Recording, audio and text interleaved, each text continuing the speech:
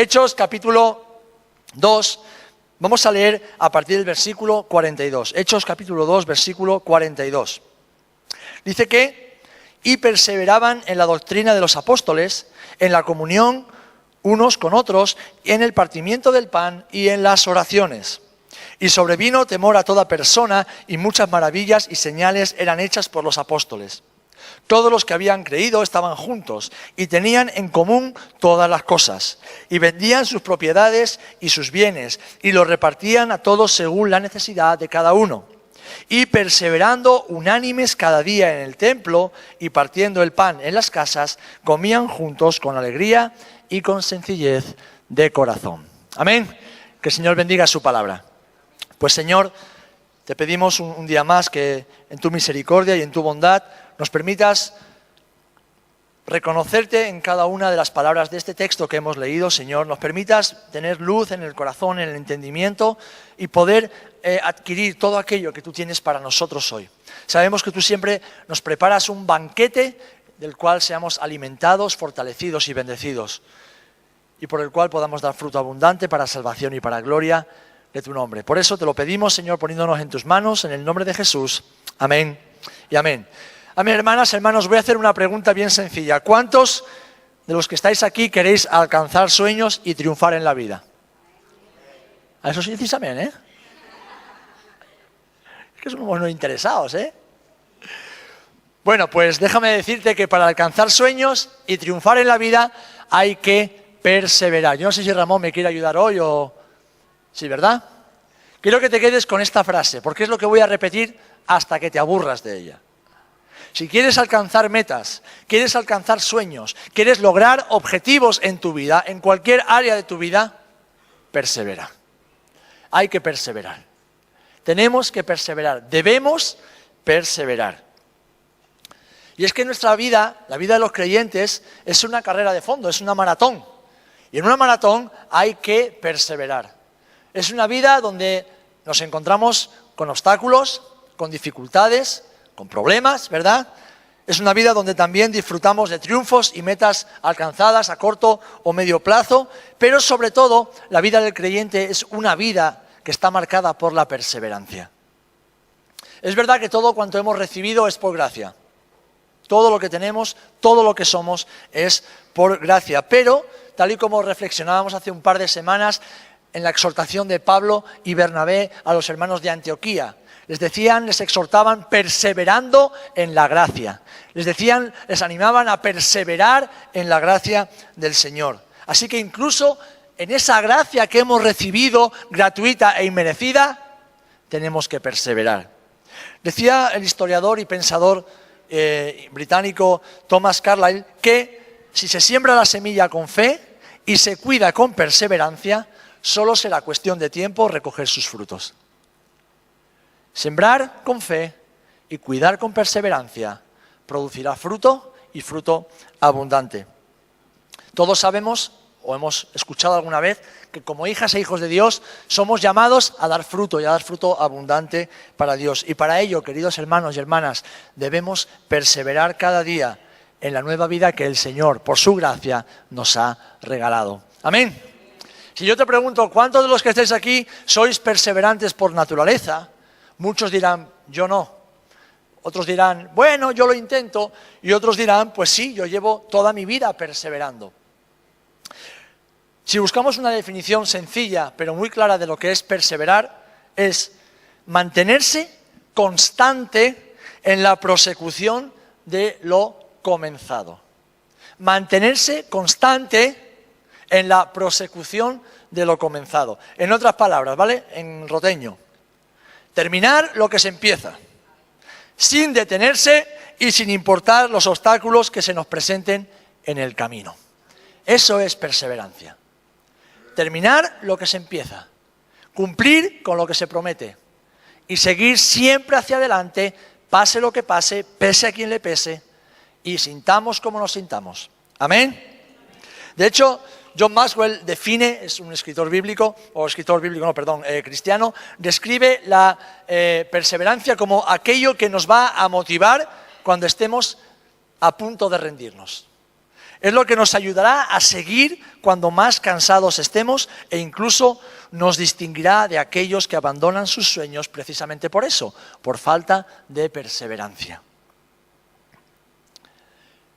La vida del creyente es una vida de hombres y mujeres que perseveran. Una vida de hombres y mujeres que prosiguen a la meta sin detenerse, pase lo que pase. Si analizamos la vida de cada uno de los hombres y mujeres de Dios en la Biblia, veremos que todos los hombres y mujeres que son conocidos o reconocidos como héroes de la fe, todos los que alcanzaron promesas, todos los que incluso no alcanzaron promesas en esta tierra, pero las alcanzaron en el cielo, son hombres y mujeres que perseveraron. Perseveraron en el Señor, perseveraron en el llamado, perseveraron en la visión, perseveraron en la palabra que el Señor les había dado. Aún sin ver, aún sin entender tantas veces, aún sin tener fuerza ni recursos, creyeron en un Dios que cumple fielmente sus promesas y perseveraron. Ahora bien, la perseverancia, como toda buena virtud, tiene sus muchos y abundantes enemigos que intentan aplastarla y destruirla. Y me gustaría identificar solo algunos de ellos, porque son los más comunes, para que podamos atajarlos y alejarlos de nuestra vida. Porque el propósito, el plan de Dios para tu vida es que prosperes. El propósito, el plan de Dios para tu vida es que alcances metas, que cumplas sus sueños en ti. El propósito de Dios es que tú des fruto y fruto abundante. Eso es lo que Dios quiere y para lo cual Dios te ha diseñado y te ha capacitado. Ahora tú tienes que perseverar.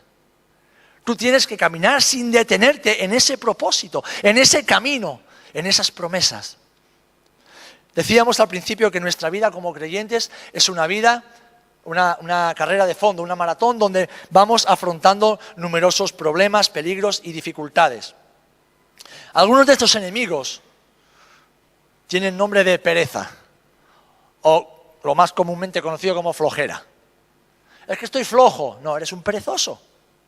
Es que estoy un poco floja hoy. No, eres una perezosa.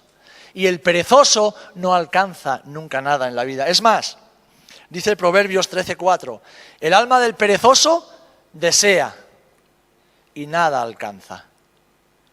Los hombres y mujeres que dicen ser hombres y mujeres de Dios y son perezosas, perezosos, no agradan a Dios y nunca alcanzan nada en la vida. Pero qué bueno que la segunda parte dice de este versículo, mas el alma de los diligentes será prosperada. Y es que Dios nos ha creado para ser diligentes, para ser perseverantes, para seguir hacia adelante, pase lo que pase. La pereza es un enemigo de la perseverancia. La procrastinación, que no es un insulto, es una palabra, también es un enemigo. Procrastinar es muy español. Mañana, mañana. Mañana, mañana. Me voy a poner bien con el Señor. Mañana. Voy a empezar a recoger la casa. Mañana. Me voy a santificar. Mañana. Voy a servir al Señor. Mañana. Voy a comprometerme con la iglesia. Mañana. Voy a empezar a diezmar, ofrendar y cumplir con mis compromisos con el Señor. Mañana. Voy a perdonar a mi hermano. Mañana. Eso se llama procrastinar, dejar siempre para mañana lo que tenemos que hacer hoy. Y es un enemigo que está incrustado en las vidas de muchas personas y que arrasa y que anula el propósito de Dios en las vidas. Hermanos, hermanas, déjenme revelarles un secreto. Mañana no existe. Lo que no hacemos hoy, mañana tampoco lo haremos. La procrastinación, el dejarlo todo para mañana, es pecado, porque nos impide cumplir la voluntad de Dios y anula su propósito y sus promesas en nuestras vidas. La falta de visión. Dice la palabra que el pueblo, cuando carece de visión, perece. La falta de visión. El no pararnos delante del Señor y pedirle visión para nuestras vidas, visión de su parte para su iglesia. La falta de visión es un gran enemigo de la perseverancia, porque el que no tiene visión va como un pollo sin cabeza, de un lado para otro, buscando puertas donde hay paredes y encontrando ventanas donde debería haber puertas, sencillamente porque no ve con los ojos de Dios, y entonces se rinde, porque se agota luchando en sus fuerzas. Otro enemigo de la perseverancia es creer que la vida es fácil.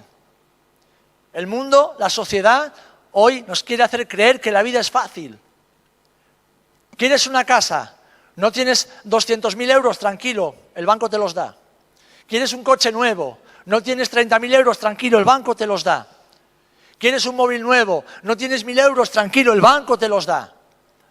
Y todo lo que vemos en la publicidad nos quiere empujar a disfrutar de la vida. Fiesta, fiesta, sin pensar en el mañana. No te preocupes, be happy, don't worry. Sé feliz. Hakuna Matata. Menuda mentira que nos empezaron a meter con el Rey León hace 25 años. Menuda mentira del diablo con el Hakuna Matata de las narices. Vive y deja vivir. No hay problema, lo importante es saber reír. ¿Sabéis lo que se esconde detrás de esa expresión? Nueva era. Procrastinación, individualismo. Yo hago mi vida y los demás que me dejen en paz, que yo los dejo en paz también. Si se van al infierno, no es mi problema. Si pecan y nadie se lo dice, no es mi problema. Hakuna Matata. Y nos lo comemos con papas. Hermanos, hermanas, la vida no es fácil. ¿Sabes por qué? Porque Jesús dijo que en la vida tendríamos aflicción. Porque Jesús dijo que para seguirle hay que tomar la cruz. Hay que entrar por el camino estrecho. Hay que atravesar la puerta estrecha. Y que huyésemos de los caminos anchos. Que huyésemos de las puertas anchas. Que huyésemos de las promesas de bienestar y grandeza en esta tierra. Porque eso no es lo que Jesús promete. Creer que la vida es fácil es un gran enemigo de la perseverancia. La falta de resistencia. La falta de resistencia. El otro día, mientras predicaba con los jóvenes, les quise hacer una pequeña ilustración al principio. Digo, venga, a ver, ¿quién quiere ponerse aquí a hacer flexiones antes de la predicación? Y uno se me dice, venga, yo. Y bueno, sale para allá el chaval, hizo 2. Digo, un tío con 20 años y yo un viejo de 40. Y nos pusieron unos cuantos de los valientes del grupo. Y yo. Bueno, empezamos ahí y claro, los chavales se van fijando y dice, hasta que no me pare el viejo no me paro yo. Bueno, acabaron todos reventados y yo seguía haciendo flexiones y hablando. Y mientras tanto hablando y riéndome de uno, riéndome de otro. Está grabado, hay un vídeo por ahí por las redes, lo podéis ver. Y tal, y pa. Y yo decía, hermanos, ¿cómo es posible que con la edad, la energía, esos cuerpos que sois unos armarios empotrados, no tengáis nada de resistencia? ¿Saben por qué? Porque no están entrenados. Eso sí, los pulgares los tenían en forma todos. Los pulgares de escribir mensajitos, historia, los tenían. Escriben a una velocidad que en la velocidad de la luz. Pero sus cuerpos no están entrenados. Hermanos, para vivir la vida cristiana hay que tener resistencia. Porque vamos como los salmones, contracorriente. El mundo va en una dirección y nosotros vamos en dirección contraria. Y para eso hay que tener resistencia. Por eso muchos que dicen ser de la casa nunca viven en la casa y terminan en el mundo. ¿Por qué? Porque nunca lo fueron. Porque no han sido entrenados. Porque querían las bendiciones y los beneficios de la vida cristiana, pero no querían el precio de la vida cristiana. Por eso, incluso muchos hombres y mujeres de Dios que están toda la vida en la casa no alcanzan muchas promesas, sencillamente porque no se entrenan en la vida cristiana. Porque no quieren aguantar el chaparrón cuando el chaparrón viene. Porque no quieren soportar los vientos y las tormentas. Quieren la vida cómoda que el mundo les ofrece. Y hermano, la falta de resistencia es un gran enemigo de la perseverancia. La inestabilidad emocional. ¿Cómo nos afecta esto a los andaluces? Un día estamos en las estrellas y al día siguiente estamos estrellados. Un día estamos en la luna y otro día no sabemos ni dónde está la luna. La inestabilidad emocional. Hermanos, debemos combatir contra estos enemigos y alejarlos de nuestra vida. Porque no vivimos por emociones, vivimos por fe en Dios y en su palabra. La inmadurez personal. A veces pensamos, no, yo tengo llamado, yo tengo dones, yo tengo ministerio. Digo, amén, tienes llamado, tienes dones y tienes ministerio, pero eres un niño. Y Moisés se pasó 40 años en el desierto siendo forjado como un hombre de Dios. David se pegó casi 20 años en el desierto huyendo de un lado para otro para ser forjado como un hombre de Dios. Pablo estuvo 15 años desde que fue llamado hasta que fue enviado, siendo forjado como un hombre de Dios. Abraham pasó 25 años forjándose como un nómada hasta que se cumplió la promesa y su carácter era el carácter de un hombre de Dios. Y así, etcétera, etcétera, etcétera, etcétera. Jesús se pegó 35, 36 años de su vida formándose para 3 años y medio.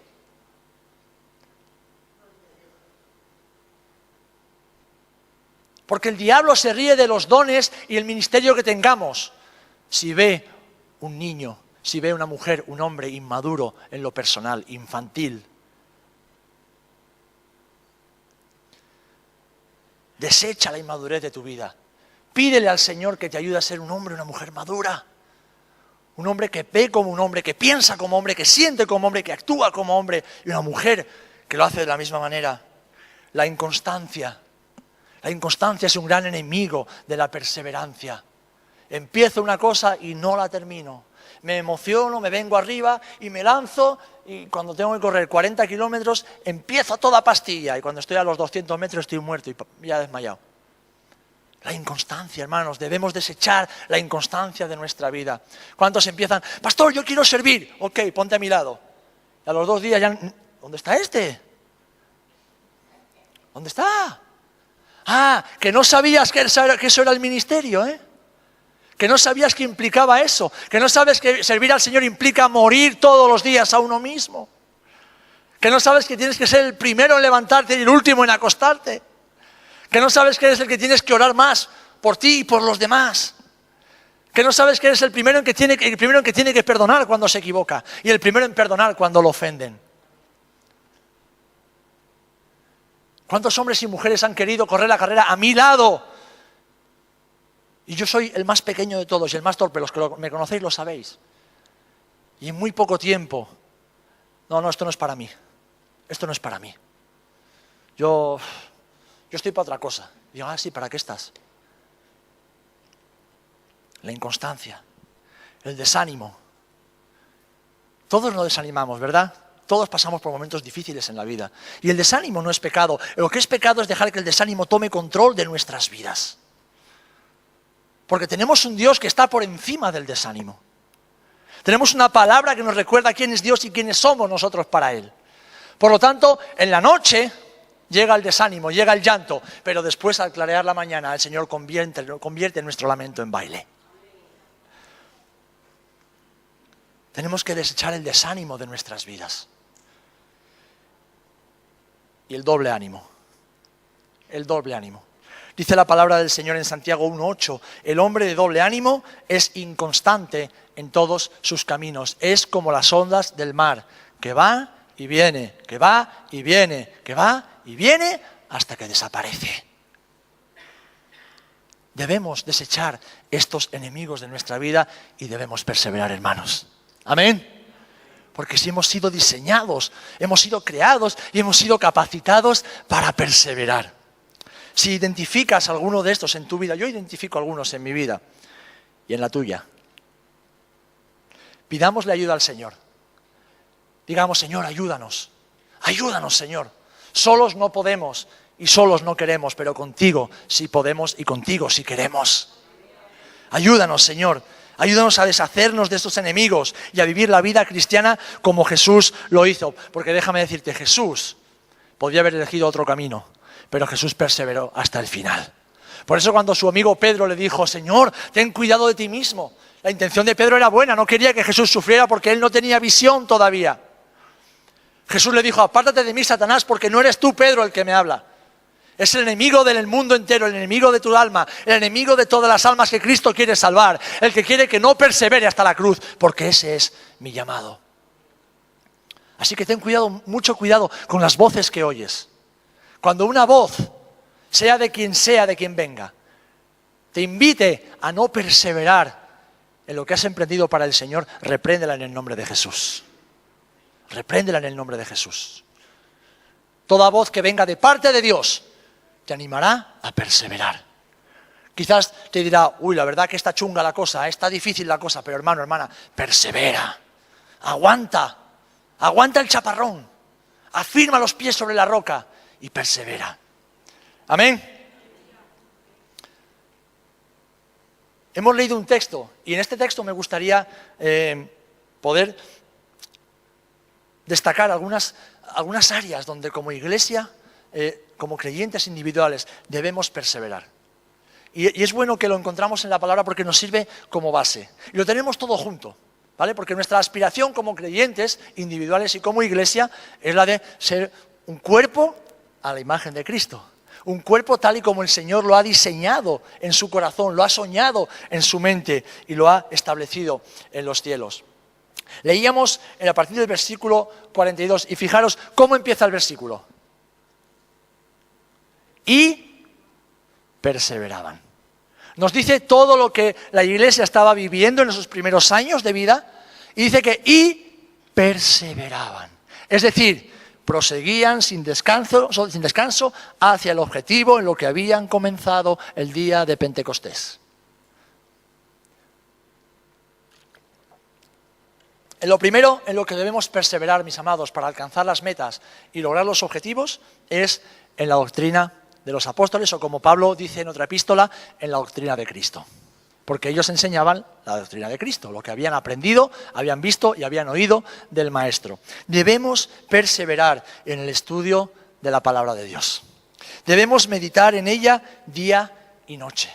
Debemos profundizar en sus verdades, deleitarnos en su sabiduría, memorizarla y permitirle transformar nuestra mente y nuestro corazón. Debemos perseverar en la doctrina de Cristo. Debemos perseverar en la palabra. Todos conocemos Josué 1:9, ¿no? ¿O nos suena? Mira que te mando y que seas, no temas ni desmayes, porque yo, Jehová tu Dios, estaré todos los días a donde quiera que vayas. ¿Cómo nos gusta ese versículo, eh? ¿Cómo nos gusta que Dios nos anime con ese versículo? Pero ahora leer Josué 1:8 nos da la clave de cómo Dios quiere que prosperemos en todos nuestros caminos. Y dice: nunca se aparte de tu boca este libro de la ley, es decir, la palabra del Señor, sino que de día y de noche meditarás en él, para que guardes y hagas conforme a todo lo que en él está escrito, porque entonces harás prosperar tu camino y todo te saldrá bien. Gloria a Dios. ¡Qué maravilloso! Entonces haremos prosperar nuestro camino y nos irá bien cuando guardemos las palabras de este libro en nuestro corazón, meditemos en ellas y las pongamos por obra día y noche todos los días de nuestra vida. Gloria a Dios. No hay que ser muy espiritual para entender esto. Hay que entender el lenguaje del Espíritu. Lee la Biblia, como les cantamos a nuestros niños, y ora cada día si quieres crecer. Hermano, hermana, si queremos crecer hasta alcanzar la estatura del varón perfecto, que es Jesucristo, nuestros pies han de estar fundados sobre la roca, que es Cristo y su palabra. Y debemos meditar día y noche sin descanso, todo el tiempo buscando en ella dirección, palabra, visión, fuerzas, consuelo y transformación. Amén. Bueno, se me escapa Óscar, se me ha olvidado decir que el miércoles estuvimos con él ahí en Carmona, celebrando algo muy especial y bueno, oramos para que el viaje de vuelta vaya bien y nos vemos pronto si Dios quiere, ¿eh? Dios te bendiga. Que ahora que veo que se va, me he dado cuenta. Hermanos, hermanas, conocer la palabra del Señor en profundidad es conocer a Dios. Y quien conoce a Dios alcanza sus propósitos. Quien conoce a Dios alcanza sus propósitos. Perseveraban en la doctrina de los apóstoles, la doctrina de Cristo. Hermano, hermanas, ¿quieres alcanzar sueños? ¿Quieres alcanzar metas? Persevera en la palabra. Persevera en la palabra. Lo segundo que vemos dice que también perseveraban en la comunión los unos con los otros. La Biblia nos enseña que hemos sido creados para vivir en la comunión del cuerpo. En la comunión del cuerpo de Cristo, que es la Iglesia. Por eso debemos perseverar en pasar tiempo con nuestros hermanos. Debemos perseverar en cultivar relaciones con nuestros hermanos.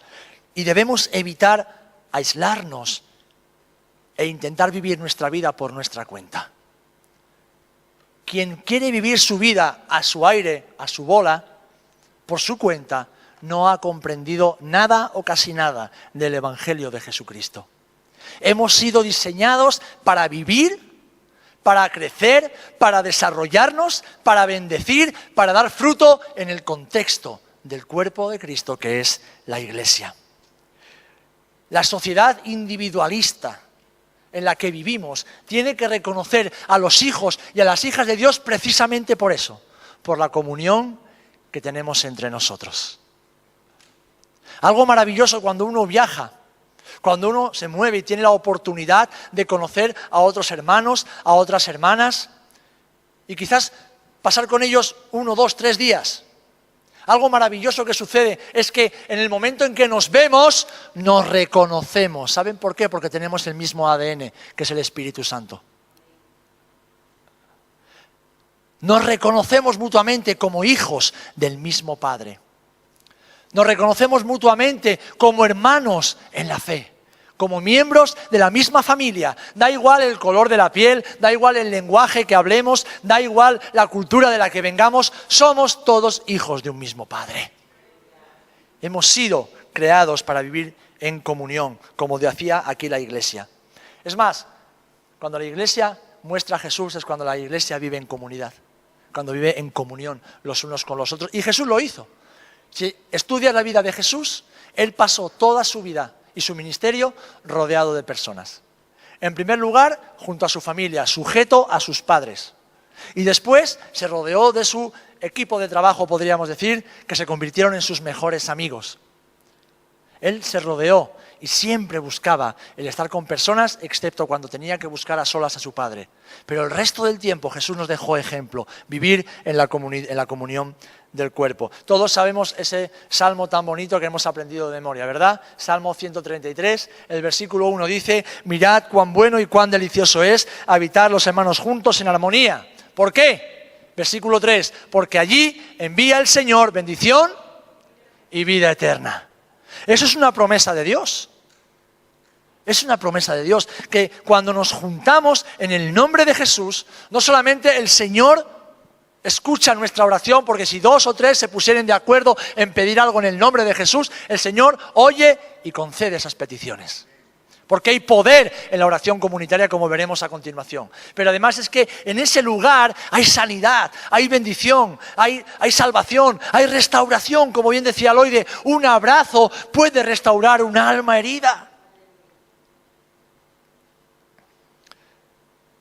Perseveramos, debemos perseverar en la palabra y en la comunión los unos con los otros. En tercer lugar, vemos que dice que perseveraban en el partimiento del pan. Y esto se repite 2 veces. Se dice en el versículo 42 y se dice después en el versículo 46. ¿Por qué? Porque está refiriéndose a 2 momentos diferentes en la vida de la Iglesia. Dice que en el partimiento del pan y en el partimiento del pan en las casas. Aquí el Señor está enfatizando 2 aspectos que indican algo que para el Señor es importante. 1, que participemos de la mesa del Señor. Que participemos del pan y del vino. Algo que Jesús dejó instituido, que hagamos en su nombre hasta que Él venga a buscarnos. Pero además dice que participemos del pan en las casas. El Señor está diciendo, hermanos, hermanas, debéis perseverar en ser hospitalarios. No seáis como esta sociedad individualista, donde cada uno a su bola y, como dice el refrán, no, cada uno en su casa y Dios en la de todos. Mentira, mentira del diablo.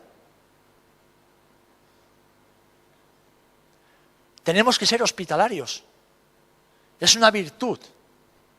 Es un reflejo del corazón de Cristo en nosotros. El que nuestra casa esté abierta a nuestros hermanos y nuestras hermanas. Es una virtud que refleja que somos hombres y mujeres llenos del Espíritu Santo, que conocemos su palabra y perseveramos en ella. Debemos perseverar también en participar de la mesa del Señor, lo cual está unido a lo anterior. Solo es posible, de acuerdo a 1 Corintios 11, poder participar de la mesa del Señor cuando tenemos comunión con nuestros hermanos. Porque dice la palabra que si tuvieres algo en contra de tu hermano, abstente de participar del pan y del vino, porque juicio comes y bebes para ti. No se puede, hermanos, hermanas, te lo recuerdo para cuando volvamos a participar. No se te ocurra participar del pan y del vino si estás enfadado, o estás molesto, o estás airado, o tienes rencor en tu corazón contra alguien. Comes juicio para tu vida. Y Dios es amor, amén. Pero Dios es justo y no contradice su palabra. Es más, el apóstol Pablo añade en 1 Corintios 11 que por causa de comer indignamente el pan y el vino, muchos duermen y están enfermos en la congregación. Duermen espiritualmente y están enfermos físicamente porque participan indignamente. La comunión con tu hermano está ligado directamente a la comunión con el Padre. Si tú no perdonas, tu Padre no te perdona. Así que Dios nos está lanzando aquí directrices. Perseverad en la palabra, perseverad en la comunión los unos con los otros, perseverad en el partimiento del pan, el cual solamente es posible si perseveras en la comunión con tu hermano y si eres hospitalario, hospitalaria.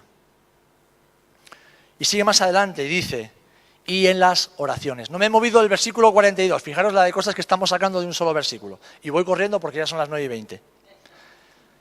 Perseveraban en las oraciones. La Biblia le da una importancia, queridos hermanos, trascendental a la oración comunitaria y debemos perseverar en ella.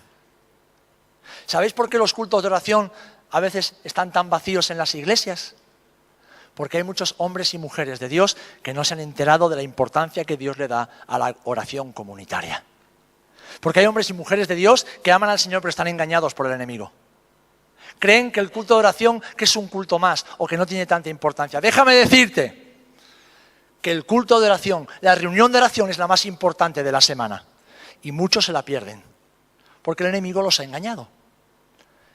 Y creen que, bueno, es una reunión para 4 viejitos y algún joven despistado que no tiene nada que hacer y va ahí a orar. Déjame decirte, cuando tú y yo estamos aquí intercediendo, el Padre nos está escuchando, el Padre está actuando y está bendiciendo a aquellos que todavía no se han enterado de nada. El culto de oración, la reunión de oración es la más importante de toda la semana. Por eso solamente aquellos que lo entienden, aunque son poquitos, están aquí. Ahora, no es el deseo del Padre que solamente unos poquitos estén aquí. Es el deseo del Padre que toda la casa esté aquí. Que todos sus hijos estén aquí buscándolo en oración. No debemos despreciar ese tiempo. No debemos tenerlo en poco. Debemos perseverar. Y os aseguro que prosperaremos. Yo recuerdo cuando estaba en la iglesia de jovencito. Éramos pocos los jóvenes que íbamos a la reunión de oración. A día de hoy, solo los que íbamos a la reunión de oración estamos en el ministerio. Y alguien dirá, ¿tan importantes? Claro que sí, porque ahí se ve de verdad quién ama al Señor y quién sabe dónde se pelean las verdaderas batallas.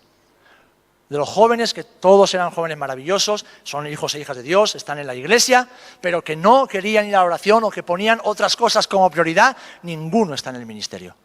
Solamente los 4 o 3 que íbamos cada miércoles al culto de oración, somos los que ahora estamos al frente de iglesias sirviendo al Señor a tiempo completo. ¿Por qué? Porque entendíamos la prioridad en el reino de los cielos. Entendíamos lo que era más importante para el Señor y por lo tanto lo era para nosotros. ¿Cómo Dios se va a fiar de un hijo suyo que dice querer servirle y no está en los momentos importantes donde el maestro quiere estar hablando las cosas que solo se hablan en el silencio? ¿Cómo te va al Señor delegar autoridad si solamente estás para la fiesta y no quieres estar para la batalla? Porque la oración es batalla. La oración es rodillas, es desgaste, es lágrimas, es confrontación directa con el enemigo y con el mismísimo infierno. Pero la oración es victoria. No pretendas que Dios te quiera usar si solo estás para la fiesta, para el culto del domingo donde batimos las palmas, celebramos, glorificamos al Señor, escuchamos la palabra y estamos todos contentos. Estos hermanos perseveraban en la oración los unos con los otros cada día. Y dice que el Espíritu Santo se movía y añadía a la iglesia a los que han de ser salvos. Es importante, es necesario orar en nuestras casas, con nuestras esposas, esposos, con nuestros hijos, tener nuestro tiempo de devocional familiar. Es importante, pero es aún más importante comprender la importancia que Dios le da a la oración comunitaria. Si quieres alcanzar metas y sueños, empecemos por poner las prioridades en orden. Y aquí nos marca una prioridad: comunión en la oración con el cuerpo. Termino este punto haciéndote 3 preguntas. A ver si las sabes, seguro que sí. ¿Cuándo vino sobre los discípulos el Espíritu Santo? Sí, pero ¿qué estaban haciendo? Unánimes en oración en el templo. ¿Cuándo fue librado Pedro de la cárcel? Cuando la iglesia estaba reunida unánime en casa de María, la madre de Juan Marcos, en oración. Todos juntos, no unos poquitos, la iglesia. ¿Cuándo fueron comisionados Pablo y Bernabé? ¿En un concierto de Quique Pavón? Cuando la iglesia en Antioquía, reunida, buscando la dirección del Espíritu Santo y ministrando al Señor, todos juntos en oración, les dijo: estos 2 apartádmelos para el ministerio. Si tú quieres que Dios haga algo en tu vida, ven a la oración. Si tú quieres que Dios haga algo en tu familia, ven a la oración. No porque te lo dice el pastor, te lo dice el Señor. Si quieres ser un cristiano más, que pasa desapercibido en la tierra y en el cielo, quédate viendo la Champions. Sí, el fútbol. La Champions League, el fútbol. Que los hay que se quedan viendo el fútbol y no vienen a la oración, Chari.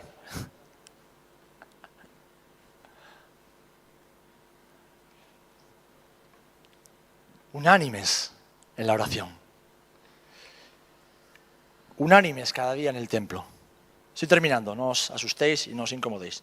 Podéis hacer un par de estiramientos si queréis.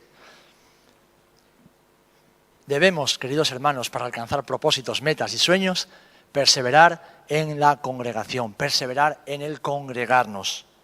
¿Sabes por qué? Porque a nuestro Padre le encanta cuando todos los hijos están juntos. ¿Cuántos tenéis hijos? Bueno, pues Chari ya tiene hijos mayores, seguro que por ahí hay algunos que tienen hijos mayores ya, que van por aquí, por allá, que aparecen, desaparecen como el Guadiana. Y qué bonito es cuando llega un cumpleaños, o llega Navidad, o llega un tiempo especial, y entonces los papás se sientan a la mesa y dicen: qué bien que todos mis hijos están en la casa. Qué bonito es, ¿eh? Porque al final la mamá tiene espíritu de gallina, y no porque cacarea mucho, que también a veces, sino porque la gallina quiere recoger a los polluelos en el nido, en el hogar. Pues dice la palabra del Señor en el Evangelio que cuando Jesús, la semana que iba a ser entregado, iba a Jerusalén. Dice que lamentó sobre Jerusalén. Dijo: ay, Jerusalén, Jerusalén, que matas a los profetas, los que Dios te envía para darte salvación. Y rechazas al Dios que, como la gallina, ha querido recoger a tus hijos bajo sus alas. Así es el Señor, a Él le encanta. ¿Sabéis el regalo que el Señor nos ha dado este fin de semana en Antequera? Que más de la mitad de los chicos y de las chicas que iban a ese campamento estaban apartados de la comunión con el Padre y con la Iglesia. Que más de la mitad habían vivido malas experiencias, incluso dentro de la Iglesia, y se habían alejado, sus corazones se habían endurecido. Y muchos no sabían ni para qué estaban allí. Pero ¿saben lo que hizo el Espíritu Santo? Les recordó quiénes eran. Les dijeron que eran hijos de la casa, que eran hijos del Padre, que tenían el Espíritu Santo dentro y que no iban a poder nunca negar eso que Dios había hecho en sus vidas. Y con verdad y con amor, todos volvieron a la comunión con el Padre y con la Iglesia. Y una vez más el Señor me recordó y me regaló el privilegio de ver cómo cuando el Señor llama a los suyos vuelven a la casa como el hijo pródigo. Y el Señor quita la porquería, el Señor reviste de dignidad, el Señor recuerda poniendo el anillo que son hijos de su Padre Celestial.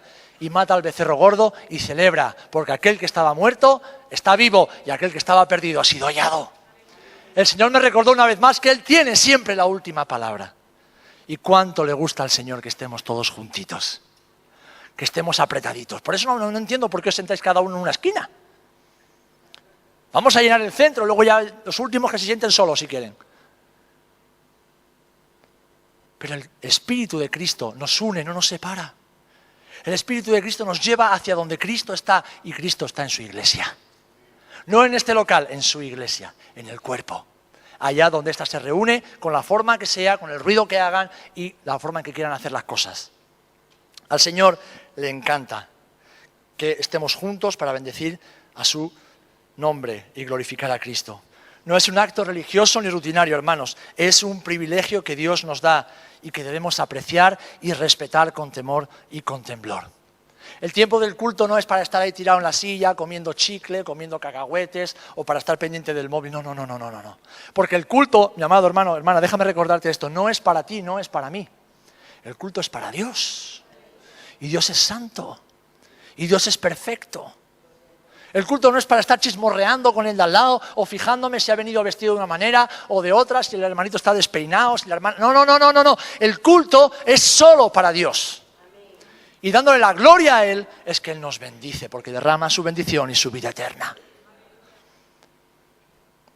Pero solo aquellos que conocen al Dios de la palabra es que pueden ofrecer ese sacrificio y culto racional al Señor. Pero hermanos, debemos perseverar. ¿Sabéis cómo aprenden los niños a apreciar el culto? Por el ejemplo de los padres. ¿Sabes cómo aprenden los niños a llegar a tiempo al culto? Por el ejemplo de los padres. ¿Cómo aprenden los niños a estarse quietos en el culto? Por el ejemplo de los padres. ¿Cómo aprenden los niños a levantar las manos, batir las palmas, orar en voz alta? Por el ejemplo de los padres. Ahora nuestros niños intentamos tenerlos callados con el móvil. ¿Sabes cómo tenía mi padre callado a mí? Así. Con una mirada. Y si la mirada no bastaba porque yo era miope y no llevaba gafas, ¿sabes cómo hacía? Me metía un pellizco aquí en la pierna que no lloraba por orgullo torero. Pero yo aprendí a tener respeto y reverencia al Señor en el culto. No como un religioso, sino como uno que sabe quién es el Dios a quien está adorando. Y a Dios no se le adora de cualquier manera. Aquí no vale entrar de cualquier manera, por la puerta, hablando, chillando. No, hermanos. Estamos ante el Dios Santo. Y si un día el Señor se cansa, no tendrá ningún problema en partirnos con un rayo. Vamos para el cielo, pero nos parte con un rayo. Porque su culto es su tiempo y es para Él. Mantengámonos firmes, dice el libro de Hebreos, sin fluctuar la profesión de nuestra esperanza, porque fiel es el que prometió. Y considerémonos unos a otros para estimularnos al amor y a las buenas obras, no dejando de congregarnos como algunos tienen por costumbre, sino exhortándonos y más aún cuanto veis que aquel día se acerca. Cristo viene pronto, ¿amén? ¿Dónde nos va a encontrar? ¿En el fútbol o en el culto? ¿Dónde nos va a encontrar el Señor? Porque como venga un domingo, a más de uno se va a llevar un susto. Porque para el cielo se va, pero no me voy a ir para el cielo desde el culto con las manos levantadas que desde el sofá con el mando en la tele en la mano. No es lo mismo. Y ya concluyo con lo que dice el pasaje, y es algo en lo que quiero hacer énfasis, y por eso lo he dejado para lo último, porque no es lo menos importante, sino lo que creo más importante. Perseverando en la unidad. Perseverando en la unidad. Dice el versículo 46, y perseverando unánimes cada día en el templo. Habla de la congregación, pero unánimes, perseverando unánimes. Hermanos, debemos perseverar en la unidad. Dios es un Dios celoso de la unidad de su pueblo y juzga muy duramente a quienes atentan o quieren quebrantarla. Debemos perseverar en la unidad siendo misericordiosos los unos con los otros. Debemos perseverar en la unidad siendo pacientes los unos para con los otros, amándonos con amor sincero, perdonándonos, alentándonos, ayudándonos, respetándonos, cuidándonos los unos a los otros, sobrellevando las cargas los unos de los otros y los otros de los unos. Porque algunos son expertos en echarte la carga, pero luego salen pitando cuando tú le quieres compartir la tuya. Los unos a los otros. Alejando de nuestra vida toda crítica, toda murmuración, toda envidia, toda contienda, todo rencor, toda actitud que dañe la unidad. Y viéndonos a través de los ojos de Jesús. ¿Amén? ¿Sabes que cuando piensas mal de un hermano o una hermana estás atentando contra la unidad del cuerpo? Cuando hablas mal de un hermano o de una hermana, ¿estás atentando contra la unidad del cuerpo? ¿Sabes que cuando estás murmurando, criticando al pastor porque hace las cosas así o las hace así, estás atentando directamente contra la unidad del cuerpo? Y Dios no tiene por inocente al culpable, ni siquiera a los de la casa, porque el juicio de Dios empieza por su casa y no por los de fuera. Así que hermanos, hermanas, perseveremos en la unidad del cuerpo. Perseveremos siendo como Jesús, exactamente como Él. Dice Filipenses 2:3, nada hagáis por contienda o por vanagloria, antes bien con humildad, estimando cada uno a los demás como superiores a él mismo, no mirando cada uno por lo suyo propio, sino cada cual también por lo de los otros. Veámonos unos a otros como Jesús nos ve, como superiores a nosotros mismos. Y fijaros que termino con esto. La oración de Jesús cuando Él se fue es sencilla. No apagues el aire, calero, que me muero todavía. Hace mucho calor.